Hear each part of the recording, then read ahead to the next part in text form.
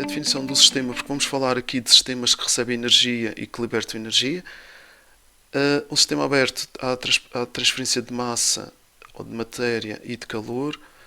Aqui se é fechado só há de calor, e se estiver isolado então não há transferência nem de matéria nem de energia. Nós, nos sistemas mecânicos, estivemos a falar no início da energia cinética e da potencial. O termodinâmico, vamos ter em conta a energia interna, mas tudo tem energia interna. Então, isto também é umas rasteiras, tudo tem energia interna e eu tenho que ver a variação. Ela tem que variar. E vamos ter aqui no final a expressão de ΔU. A energia interna é o U e tem que haver a variação da energia interna. A energia interna é a energia potencial das partículas e também da temperatura, da energia cinética interna. Temperatura, então vai medir a agitação das partículas. O que tiver uma temperatura, aqui as temperaturas, que a temperatura é diferente da energia interna, são grandezas diferentes. Por exemplo, este aqui, apesar de ele estar à mesma temperatura, este tem mais energia interna. A energia interna é maior do que este. Por exemplo, pode-se imaginar aqui gasolina, sabemos que dá muito mais energia, que se tiver mais gasolina do que só um copo. Então ele tem mais energia, não é só a temperatura que vai nos dar energia interna, também há massa. O calor é uma transferência de energia entre sistemas, sempre do mais quente para o mais frio. E aqui temos a lei zero da termodinâmica, em que o calor é transferido sempre do mais quente para o mais frio, até que eles atinjam a mesma temperatura, ou atinjam o equilíbrio térmico. Bem, é a lei zero. A lei zero, porque já havia a lei 1 e a lei 2, e esta era mais importante de falar antes. Depois, no último, só fala do rendimento e da dissipação. Aqui, este é o fundamental para haver transferência de energias. E então, passou para a lei zero. As escalas de temperatura, nós temos o símbolo da temperatura em Celsius, é este θ, para não confundir com o tempo. E há exercícios em que se usa a potência e o ΔT também, e se for energia de aquecimento, também fica para não ficar com o tempo ali, também ter este cuidado. A escala de Celsius usa os 100 graus e o 0 como referência e dividida em 100. A escala de Kelvin é a escala da unidade de sistema internacional. Antes vinha esta fórmula no exame, não vem, mas não sei, aqui não fica o símbolo.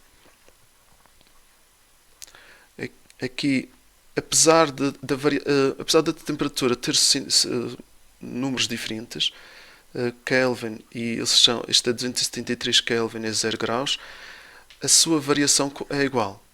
E por isso nós podemos, a seguir mais à frente, a unidade da capacidade térmica máxima posso ter em Kelvin menos 1 ou grau Celsius menos 1, porque é a variação. As transferências de calor foram estudadas por Thomson, primeiro a estabelecer que eles pensavam antes que para haver calor tinha que haver transferência de um sítio que tinha mais calor para o outro, e o Thomson reparou que ao fazer em canhões era preciso ter isto num reservatório com água, porque eles aqueciam muito. E ele não via como é que tinha havido, então, lá eles falavam de uma entidade que era o calórico, como é que ia para este material. O que acontece, então, ele percebeu que o trabalho também podia gerar ali calor. Foi a primeira relação.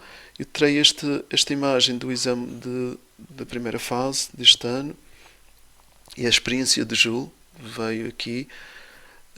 E Joule foi o primeiro então a tentar quantitizar essa relação entre o trabalho que faz, aqui o trabalho do peso, uma energia transferida por trabalho, que ia aumentar a temperatura da água. Pode ser com a agitação de uma garrafa de água, pode ser que a pessoa tenha assim uma garrafa de água e se nós estivermos sempre a agitar, a água fica quente. É esse conceito. Nós vamos transferir energia para a água e ela vai aquecer. Mas antes pensávamos que tinha que ter sempre alguma coisa quente, uma chama ou qualquer coisa para transferir calor. Ele estabeleceu que uma caloria são 4,18 joules. As transferências de energia podem ser feitas por condução, convecção e radiação. Okay? A condução é principalmente em sólidos e a convecção pode ser em líquidos e em gases. É principalmente porque fala-se também que para chegar do metal para a água ele conduz o calor, mas quando chega à água, a parte quente já começa a ficar com menos densidade e começa a subir. Mas tem ali uma parte de transferência por condução para o líquido, mas o líquido entre si é transferido por correntes de convecção. A radiação, vamos falar da radiação. A radiação, ela não precisa de meio material para se propagar. É a luz eletromagnética, fala-se também no radiação, em tudo é visível. A temperatura, a maior temperatura é visível, a maior radiação é o branco, a seguir este dá uma energia muito maior, mas todos os corpos, mesmo desde que estejam a uma temperatura superior a 0 Kelvin, é limite também radiação. Aqui já não se fala tanto disto. Aqui os materiais que absorvem mais calor, o branco e o preto. O preto absorve calor, o branco reflete. E para que um corpo aqueça, ele tem que absorver mais radiação do que a que emite. Isso para um corpo arrefecer, a radiação emitida tem que ser maior do que a absorvida e quando ele está em equilíbrio térmico, temos assim. Só em termos dos conceitos de radiação, a seguir passamos para a irradiância, e aqui que tem mais exercícios assim mais estranhos. A irradiância é sempre, esta potência será sempre uma potência fornecida sobre a área, porque é sempre da energia que vem do Sol. 1 watts por metro quadrado. A constante solar, há exercícios com isto, às vezes para falar, mas normalmente falamos mais de, assim, no nosso país, qual é a irradiância que está a receber numa determinada zona. Mas varia com a época do ano e localização geográfica. Temos de saber a diferença entre painel fotovoltaico e o coletor solar. Isto tem que ser, é importante. Um fotovoltaico vai produzir energia elétrica e um coletor solar produz água e é por convecção depois. E energia solar por convecção, ou para aquecer água. Tem vantagens de energia ser limpa, pouca manutenção, não exige, não produz ruído. A tecnologia é cara, rendimento é baixo. E agora, para dimensionar um painel, nós precisamos saber qual é a potência que eu uso, a potência fornecida e o rendimento e também a área que é preciso fazer alguns cálculos. E então tem aqui condução térmica. É uma coisa importante que já sei, não ocorre transporte de matéria, enquanto que na convecção o ar quente está a subir, o ar frio desce, a água quente sobe. Aqui não ocorre transporte de matéria. E principalmente em sólidos tem um efeito muito pequeno nos líquidos. A sensação de quente aqui tem a ver. A sensação de quente tem a ver com alguns materiais são melhores condutores e os outros são. Aqui este é um isolador, não deixa conduzir o calor dos nossos pés e aqui ele conduz bem. Os melhores condutores são os metais, porque também têm mais mobilidade e conseguem agitar-se mais e sair, transportar o calor. Mas de resto nós não fazemos cálculos com isto, já saí do programa. Convecção térmica. Há transporte de matéria através de correntes de convecção e ocorre nos líquidos e nos gases. Desde uma panela, aqui a chaleira com água, aquecer água, ou o manto, ou as correntes de ar quente. Nas correntes de convecção, o aparelho de refrigeração no local. Aqui não respondi, mas também já está as imagens. Sempre que eu quero colocar uma coisa para aquecer, um radiador, devo colocá-lo em baixo para que ele suba o ar quente e então o ar frio, como é mais denso, tem tendência a descer e vai a seguir aquecer e vai oferecer aqui correntes de convecção. Eu já estive numa sala em que estava a ser arranjada, estava assim o ar condicionado em baixo e o ar frio saía e só ficava com as pernas frias e o resto não funcionava. O ar frio não sobe, tá bem? Temos que ter o ar frio em cima e que se eu quero que arrefeça a sala, ele tem que estar em cima, vai descer e vai substituir o ar quente que está em baixo. O coletor solar aquece a água. Ele tem aqui uma coisa interessante, que é, ele aproveita todos estes tipos de trocas de energia. Vamos ter a radiação em que o Sol atinge o coletor, vamos ter aqui radiação.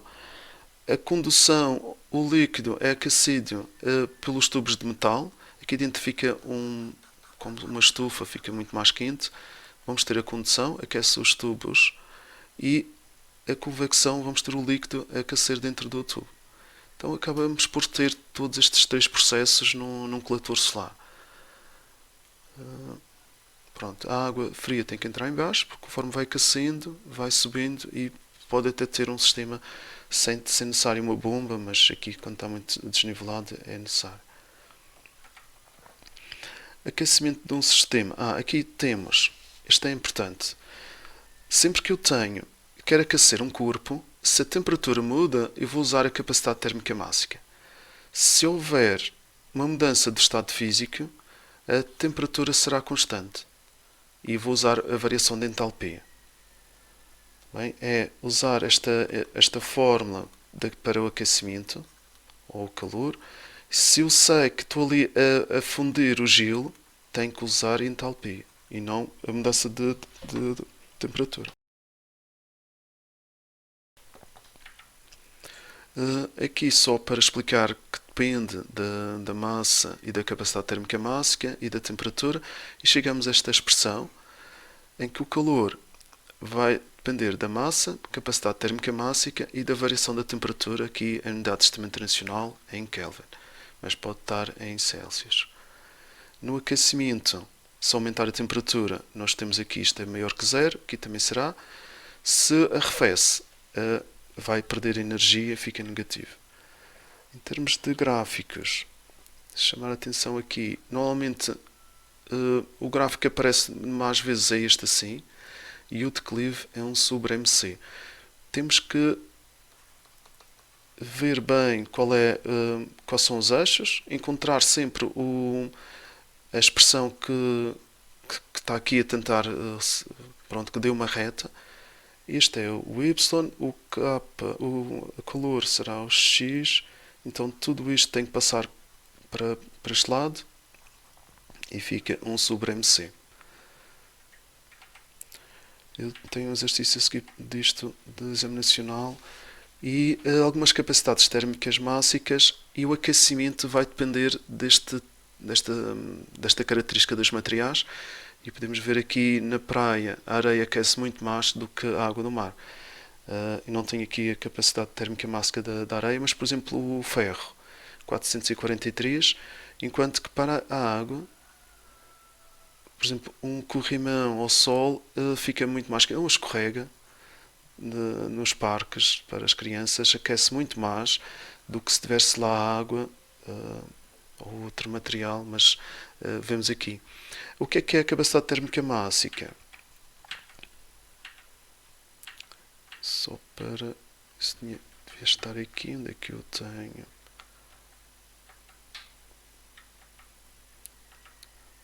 Acho que só está mais à frente.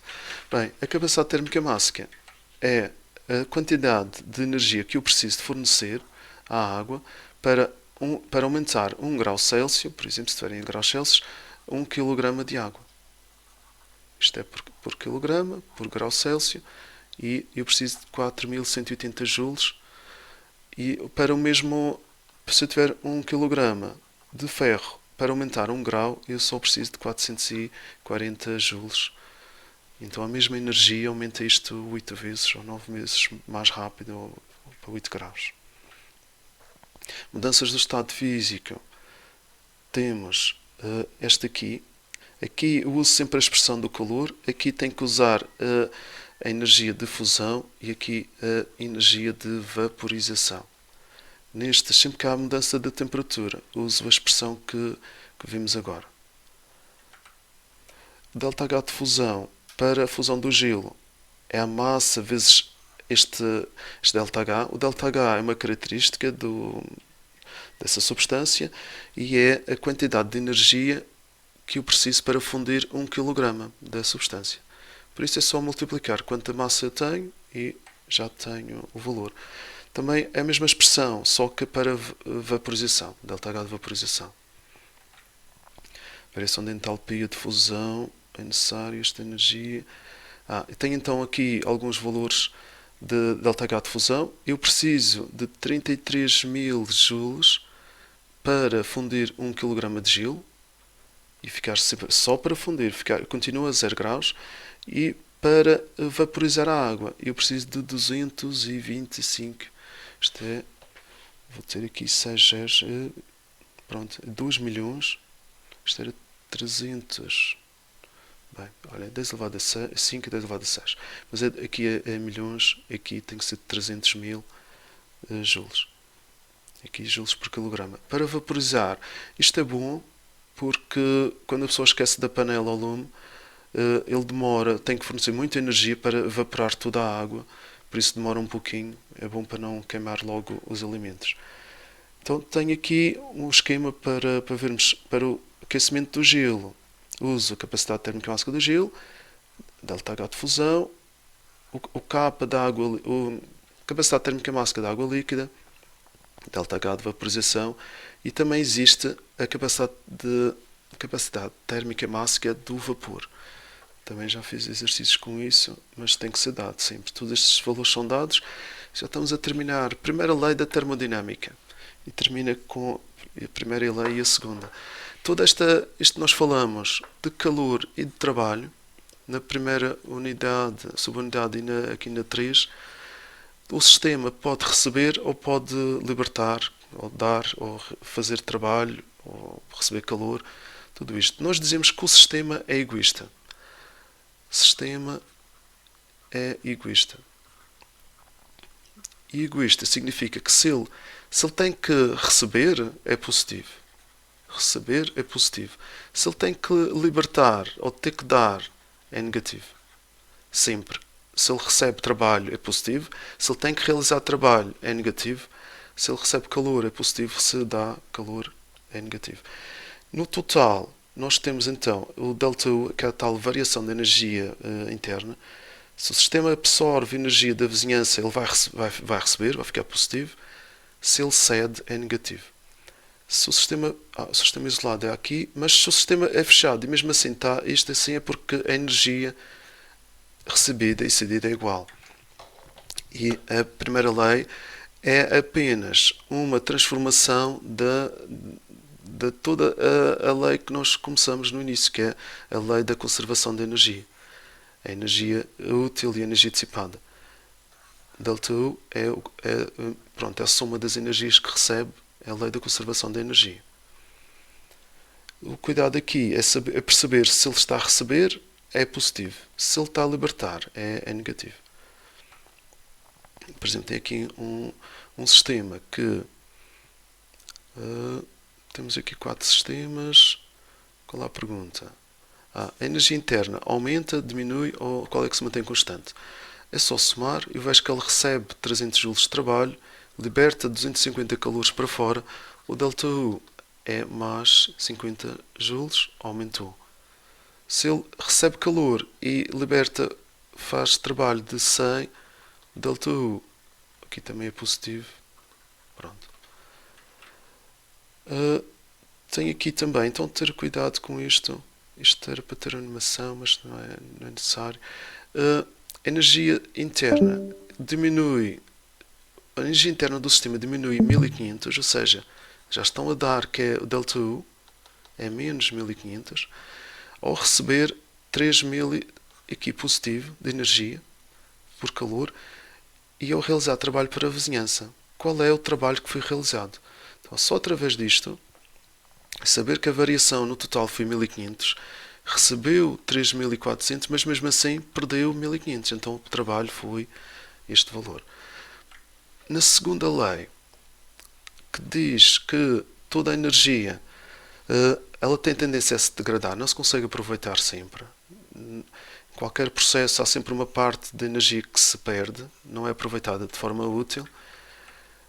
E temos aqui vários exemplos, desde o atrito das peças do motor, de umas lâmpadas que dissipam energia, até o transporte de eletricidade há perda de energia por efeito Joule. E o que é que diz a segunda lei? Ela diz várias coisas. Podemos dizer que a evolução espontânea ocorre sempre no sentido da degradação, por exemplo. O rendimento de uma máquina é sempre inferior a 100. O calor apenas flui de forma espontânea dos corpos quentes para os corpos frios. O calor, aqui fala da espontaneidade. Nós já tínhamos visto na segunda lei, na lei 0 da termodinâmica, mas aqui é usado a seguir para a máquina térmica e calcularmos o rendimento. O processo espontâneo do quente para o frio, isto aqui é a máquina térmica. E temos aqui um exemplo de máquina térmica.